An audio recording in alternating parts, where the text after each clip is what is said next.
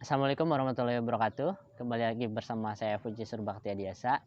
Kali ini saya sedang ada di greenhouse melon hidroponik dan pada hari ini hari Rabu 5 Januari 2022 bisa dilihat tanaman melon ini dia berusia 32 HST atau hari setelah tanam. Jadi si melon ini di usia 32 HST ini sudah memasuki namanya masa polinasi atau masa penyerbukan antara bunga jantan yang ada di pucuk sini dan bunga betina yang ada di sulur daun seperti ini.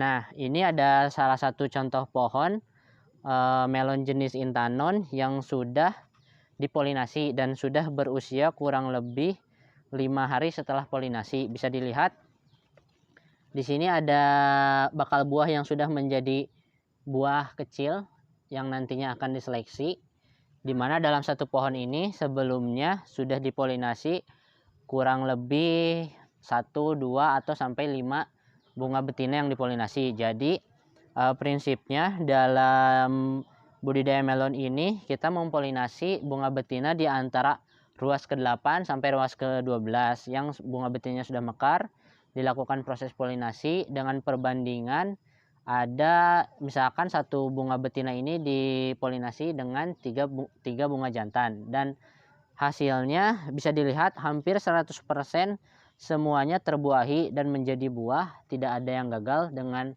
perbandingan 3:1. Nah, dari pohon ini saja yang sudah menjadi bakal buah kurang lebih ada 4-5 dan bisa dilihat ini ada di ruas ke-8 si buahnya itu lebih cepat besar atau lebih cepat tumbuh, artinya di mana aliran nutrisi ini cukup ideal untuk bunga atau bakal buah di ruas ke-8. Nah, si mini melon ini nantinya akan kita seleksi lagi di mana saat ini sudah muncul kurang lebih 5 bakal buah dan nanti di hari ke-7 kita akan seleksi sehingga ujung-ujungnya akan menjadi satu buah dalam satu tanaman. Nah, melon jenis golden luna ini mungkin yang jadi pertanyaan kenapa diusahakan hanya satu buah dalam satu tanaman, karena berdasarkan percobaan yang sudah ada oleh pertanian lain atau kebun greenhouse lain, ternyata meskipun dalam satu tanaman ini diusahakan menjadi 2 buah, hasilnya akan sama-sama saja secara berat atau volume. Karena mungkin secara logika awamnya nutrisi yang disalurkan ke dalam tanaman atau ke dalam polybag ini jumlahnya sama, sehingga serapan unsur hara yang diterima oleh satu tanaman pun jumlahnya sama. Artinya jika dalam satu tanaman ini potensi berat buahnya itu di angka 2 kilo atau 1,5, misalkan ketika kita fokuskan ke dalam satu tanaman, maka jumlahnya juga akan dalam satu buah ini beratnya akan 1,5 sampai 2 kilo. Akan tetapi misalkan ketika kita usahakan menjadi 2 buah, nah berarti jumlah 1,5 sampai 2 kilo ini akan terbagi 2 sehingga jumlahnya maksimal 1 kilo. Bahkan kalau total beratnya misalkan 1,5 artinya menjadi 750 gram dengan 750 gram. Nah, rata-rata pasar itu atau pembeli itu dia menghendaki bahwa berat minimalnya itu misalkan di angka 1 kilo atau 1,2. Nah, jadi berat 1,5 ini cukup aman bagi kita untuk bisa masuk ke pasar. Nah, akan tetapi kita juga jangan khawatir ketika nanti kita memangkas buah lain, harapan kita hanya panen dalam satu buah dalam satu pohon. Jadi prinsipnya kita ke potensi berat secara total aja per tanamannya seperti itu. Nah, dalam melon golden luna ini rata-rata itu umurnya di usia 60-70 HST. Jadi dia ini dulu itu pindah tanamannya di 4 Desember, kemungkinan panen perdana itu di 4 Februari dan telat-telatnya di 14 Februari. Jadi usia 60-70 ini bisa relatif cukup singkat jika dibandingkan dengan melon konvensional yang kita tanam di lahan-lahan luar atau di tanah secara umum, petani banyak melakukannya gitu. Nah, mungkin juga yang jadi pertanyaan, kalau untuk skala ekonomi apakah menguntungkan ketika kita budidaya melon di dalam greenhouse yang notabene memerlukan bangunan yang cukup besar dan mahal, sedangkan kita hanya menghasilkan buah itu satu buah dalam satu tanaman. Nah, balik lagi ketika kita mengusahakan atau memfokuskan si tanaman ini menghasilkan satu buah, artinya secara kualitas hasil buah pun itu akan cukup maksimal. Jadi dalam melon itu atau dalam buah-buahan itu kita banyak mengenal yang namanya indeks Brix atau indeks kemanisan atau tingkat kemanisan. Jadi tingkat kemanisan itu ada nilainya, bukan hanya manis, tidak manis, atau bahkan asam atau sepat. Nah, itu tuh ada hitungan pastinya gitu. Jadi misalkan dalam melon greenhouse ini kita ini ditarget misalkan indeks Brix-nya tuh di angka 15.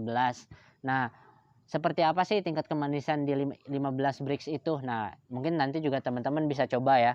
Dimana kalau biasanya rata-rata melon konvensional itu maksimal indeks Brix-nya itu di angka 11-12. Sedangkan kita di greenhouse melon itu di target minimal 15. Artinya tingkat kemanisannya pun jauh lebih berbeda gitu dengan melon konvensional. Jadi secara kualitas pun si melon greenhouse ini sudah pasti sangat manis, dan secara bentuk proporsional, tingkat kemulusan juga sangat mulus. Artinya si melon ini tuh memang target pasarnya menengah ke atas. Jadi kita pun targetnya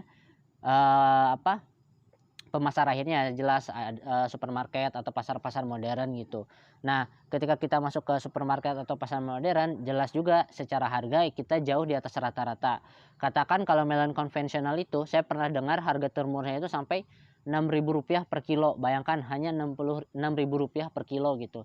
Seharga gabah padi gitu. Sedangkan untuk melon greenhouse ini ketika kita masuk ke supermarket hitungannya itu minimal di angka 30.000 per kilo. Jadi bisa teman-teman hitung juga perbedaan harganya itu untuk harga terendah aja bisa mencapai 5 kali lipat gitu. Kenapa? Memangnya ada orang yang mau? Ya, namanya juga market ada-ada saja gitu.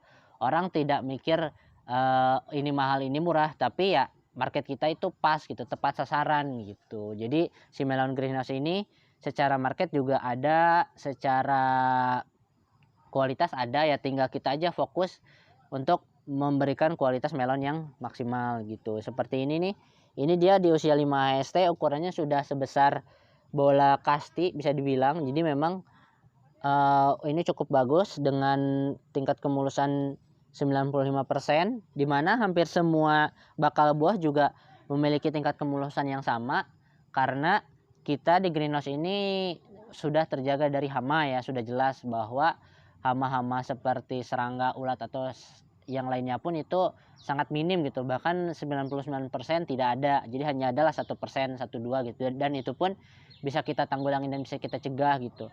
Paling yang cukup kita harus waspadai itu adalah virus dan penyakit, karena dia sifatnya tidak terlihat kan, maksudnya bukan terhalang.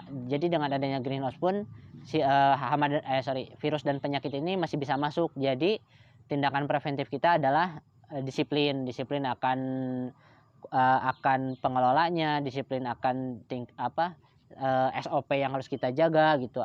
Penggunaan seperti penggunaan disinfektan, penggunaan jas lab, penggunaan kacamata gitu kan, penggunaan masker jelas seperti itu. Nah, jadi seperti itu. Teman-teman bisa lihat melon ini sekarang di usia 32 HST hari setelah tanam. Harapan kita di 4 Februari nanti kita bisa panen perdana 2 jenis melon. Di sini ada Intanon, di sebelah sana ada Golden Luna, seperti itu. Baik teman-teman, mungkin cukup sekian video singkat mengenai melon mini ini yang sudah dipolinasi. Nanti akan kita sambung di proses budidaya teknis melon yang lainnya. Terima kasih. Wassalamualaikum warahmatullahi wabarakatuh.